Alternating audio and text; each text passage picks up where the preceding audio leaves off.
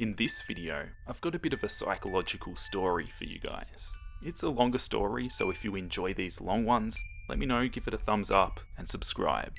For the drawing, I had a little bit of input from some of my Instagram followers. I occasionally post polls asking what colour I should draw certain parts of the drawing, so go follow me on Instagram if you want to have potential input on future drawings.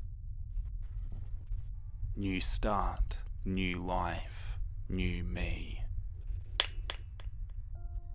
Moving to a new place was a big thing for me. 3 hours away from home, 3 hours away from the town I loved, the house I grew up in, and the ex-boyfriend who had been the thing to drive me away. In a way, I was looking to escape. New start, new life, new me. That was what I decided when I moved away. It was going well. Within 6 months, I was doing pretty well at my new job. I'd even started dating this new guy, Paul, who was everything my ex hadn't been man enough to be. He was polite and kind and loving, but with just the right amount of, I'm a man. Things were going so well that I didn't even realise when things started to go wrong. At the time, I just assumed the things that were happening were small coincidences, just little problems that happen every now and again. It wasn't until I looked back on it that I realised something that has left me half the woman I once was. It started off just small things, like I'd be certain I'd left the book I'd been reading on my bedside table, but when I found it, it was next to the bath. The picture of me and my mum that I had always had on my fireplace had somehow fallen and smashed. Food that I had left in the fridge would be gone when I went to look for it. As I lived alone, I knew it couldn't be anyone else. At first, I thought I was just being careless. Then, as more and more things happened, I started thinking that something wasn't quite right. I was so certain that I had turned the TV off when I went to work, and that I'd left my favourite necklace in my jewellery box. I called Paul up one day after work and asked him to come over and help me look around for signs of a break-in. He kindly obliged, even though he thought I was overreacting. Babe, I know you usually have it all together, but sometimes people make mistakes.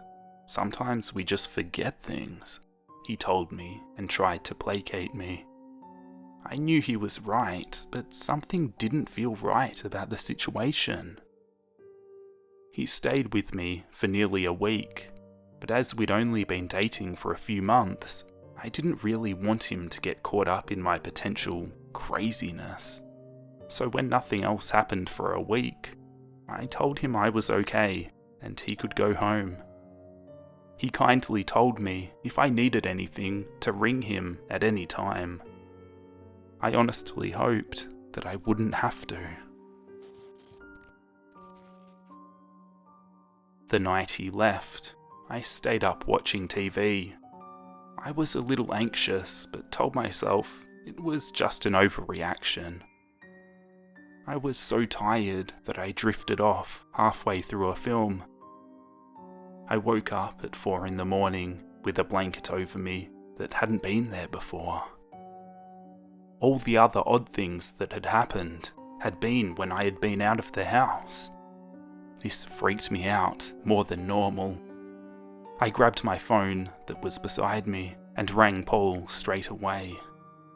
As it was ringing, I realised maybe I'd gotten the blanket myself in my sleep.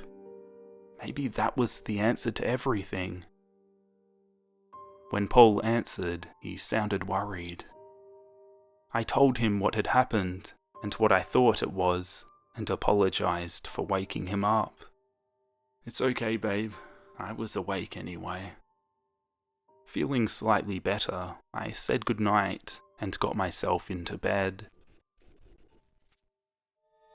2 days later, I was chilling after work, just watching TV again. It was dark outside, and I had all the curtains drawn.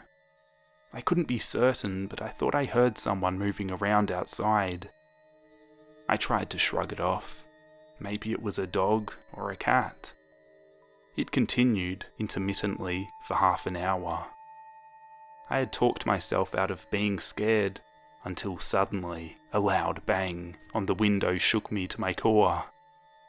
Phone in hand, ready to ring Paul at a second's notice, I hurried to the front door to make sure it was locked. It was. I also made sure that all the windows were closed. I rang Paul. He was sweet about the situation and came straight over.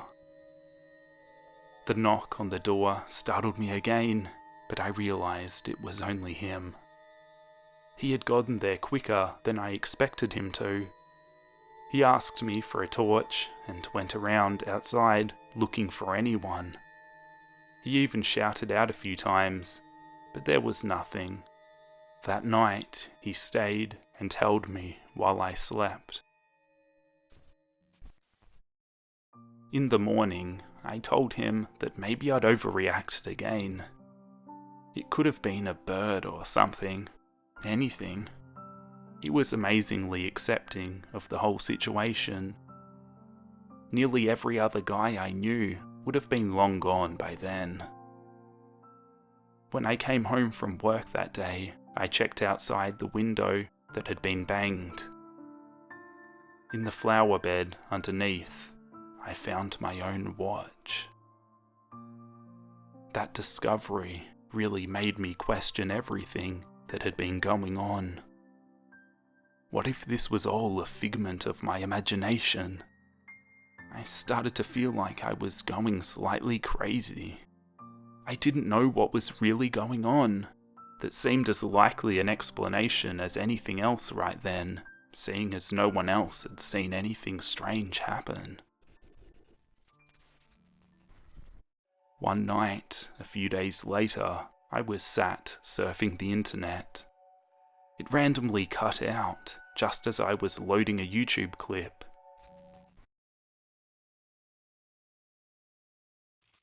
I waited, tried to reconnect. Nothing. I went to look at the router downstairs. The plug was sat on the floor next to the socket. At that moment, I knew it wasn't me. I had been surfing the internet. I couldn't have done it. Then I realised, if it wasn't me, it must mean someone had been in the house. Maybe they still were. I ran for my phone. I called Paul. He didn't answer. After 3 calls, I left him a message saying that I was sorry, but I'd be dropping by because weird things were happening again. I got in the car and left. I got to his house and found it odd because he wasn't there. He hadn't mentioned going out, but then we didn't tell each other everything, so I just rang him again. This time he answered. He sounded sort of out of breath and slightly panicked, essentially the way I was feeling. He told me he had gotten my message and was rushing back to meet me. I asked him if I should call the police. He told me that I could, but they probably wouldn't find anything. That if there was really someone, they would be long gone by now. And why hadn't they attacked me when they had the chance? It was strange logic to me, but I was happy to feel safe in his arms, so I let it slide. He said he would come back with me the next day to check it out. That night, he lay snoring softly next to me. I couldn't sleep. I was thinking way too much when an odd thought hit me. The other day when I'd asked him to come over, Paul had gotten to me in half the time it usually took, which must mean he'd been nearby. He had access to my house, my belongings, even to my keys and spare key. He'd been out somewhere undisclosed when someone had been in my house. He had discouraged me from ringing the police. What if I was laying next to the man who had been doing all this to me? I couldn't stand that thought, but the more I lay there, the more it made sense. I crept out of bed and started silently looking through his cupboards and drawers to see if there was anything. There was nothing, until I opened up his desk drawer. My necklace, my most prized piece of jewellery, sat amongst the random wires and letter. I reeled backwards. But why would he do this? What was he gaining from this? Power, I guessed. It's all about power. He wasn't so different from my ex after all. I wondered if I should confront him about it, but realised if I was right, what would he do if he knew I'd figured him out? I couldn't stand the thought of being there any longer. Not thinking straight, I left. I drove the long way home. I needed to think, but was thinking so much that I could hardly concentrate on the road. How I made it home in one piece, I will never know.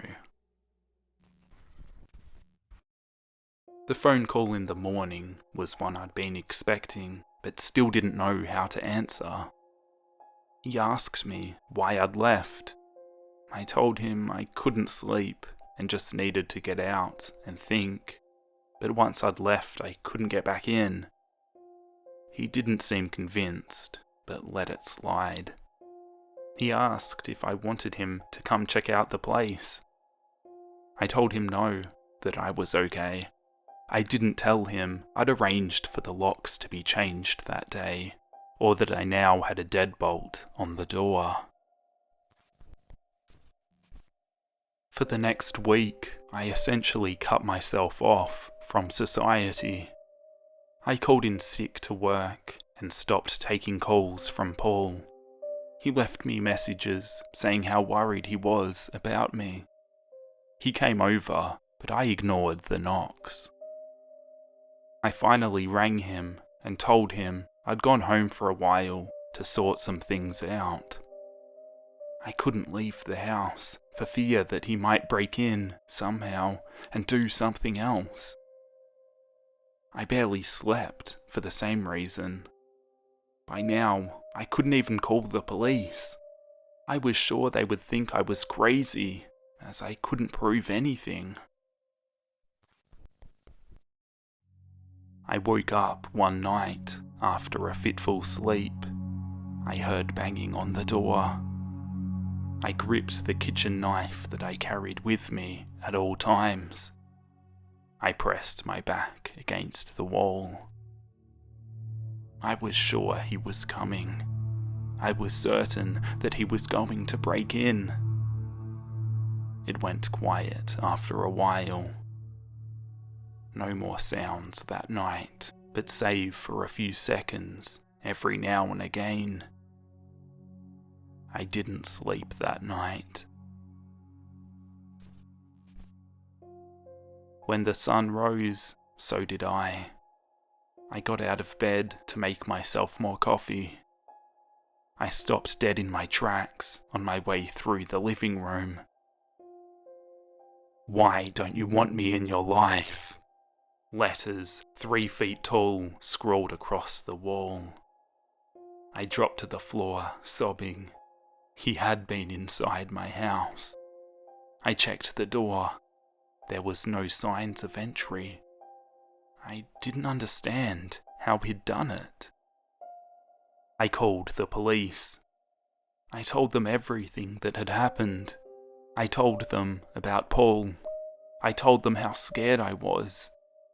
They took a statement. They looked around and saw no signs of forced entry either.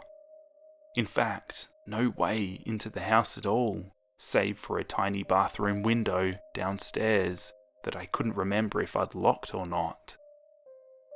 They left me, told me they would talk to Paul. I locked the door after them. That night, I stayed awake again, sat in bed with my back against the wall, with my knife in hand. I didn't even need coffee to keep me awake anymore. More banging that night. I couldn't bring myself to check what it was. The banging was louder, as if it was closer. It went on for longer too. In the morning, there was a new message, just beneath the old one. The handwriting more untidy, as if it was rushed, as if someone was angry. "Why don't you just let me in?" My breath caught in my chest. I called the police again. Again, they came, took more photos, another statement. They left an officer outside. Prisoner in my own house. But at least now I felt safer. I went about my day more normally than in weeks. When the night came, I fell asleep for the first time in days, after first triple checking the police car was outside. I woke up in the morning, fresher than ever. I walked downstairs to offer the policeman a coffee when I stumbled across a sight I'll never forget. This new message was written over the other two in bigger letters. The paint was still dripping, and this time was a deep red. I got in. I ran to the police car and faltered. He wasn't in the car. I called the police and they came immediately. I was too scared to go back into the house and stood shaking on the lawn. Within minutes, they had called for backup, and soon my house was flooded with policemen. Two guys wheeled out a gurney that was covered in a sheet. I didn't need to ask to know that it was the policeman. I was taken to the station, where they gave me tea and wrapped me in a blanket. When they tried to take a statement from me, I found I couldn't speak.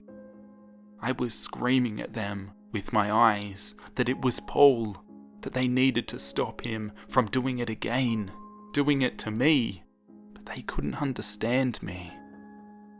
The doctor decided I was in shock and prescribed me some pills. The police decided to keep me in one of those cells overnight due to the death happening at my property. They came in a while later to tell me they couldn't find Paul. His car was missing and his house was empty. I was glad that I was in the station that night. I felt safer. I slept a fitful sleep, broken with nightmares of being captured by an unseen figure. I knew it was Paul. I woke up in the morning to find a doctor in my room. He was explaining something to me. I couldn't really take it in. There was something about sleep, and multiple, and dangerous. I suddenly realised I wasn't in the cell I'd fallen asleep in.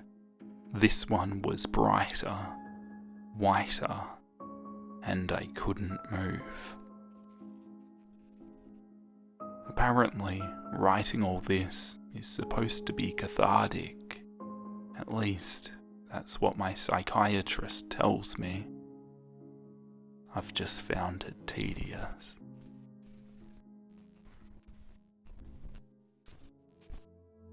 This video was brought to you by the support of my patrons. Thank you guys so much for supporting me over there. Anyone else who wants to help out the channel, go check it out. There are some different tier levels. You can get some extra content like line work scans of my artworks, which you can colour in, and also extra creepypasta stories. So if you want to help out the channel that little bit extra, I really appreciate it. But for everyone else, thank you for watching the video, subscribing if you're new, and giving it a thumbs up is always a big help. I'll catch you guys next week in the next drawing video. I'll see you then. Bye.